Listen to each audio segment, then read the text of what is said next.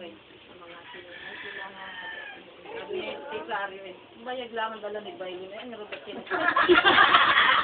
Anong bang marami. Bago na pinaglalagay ni pagkahilig sa kanyang lugar. Ay, nagtatayo na naman sa kanya rin doon sa amin. Sige, kasama mo, pakawin po sa kanarang na kayo. Dintik na yung karagtado. Lalo na siyang pamimili. Yung mga anak. Yung malakas pa ba si Bailey? Ay, wala. Mamungay na, baka malagyan. Sabihin yung agapan, hanggat ano yung asawa niya.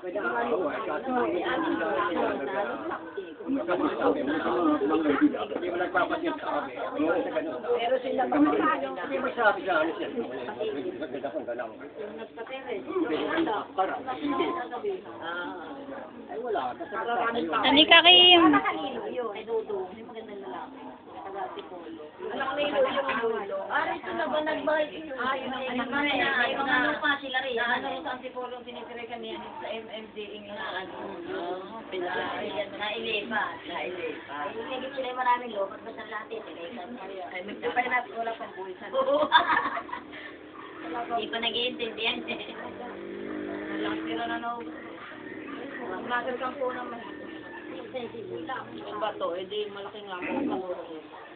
Mahirap ang pagkanto mag-iaga. Mahirap na namang magpaalis. Talagang dapat ay maaga pa eh. Gawa na lang kasi latang gano'n sila yung bawal na Tama na ni Kudarte ngayon. Magkakawa. Ay, nagpisalaan na nakaraan. Kaya ka pala tao. Walang tao sa barangay ng Matarunong ang dispira. Lapag ka dyan yung payagang magbahay mo. Bakit kasi regang 10 taon, pagkatapos ng 10 taon, pwede ka na mali. Ano lang po na, ano pa yung kay Anang? Kanino na? Kay Anang Bailon. Kay Anang Bailon. Kailaw. Taglay po ba yung lupang yan? Ano ba lupa? Yung po kay Anang natin. Yung kay Anang. Anang Bailon. Aba, exact ba yun ito? Natin. Naman pinayagan mag-ano eh, bato na rin eh. Ay, yung isa. Kung ganyan mo hon. Pero ang kami na Huwag na diptigin. Huwag na pati. hanggang may manggaya tayo na eh. Yung ginagamit sa Parisaryo. Ano, Ano yun? Pag kinanina mo na sa taon niya,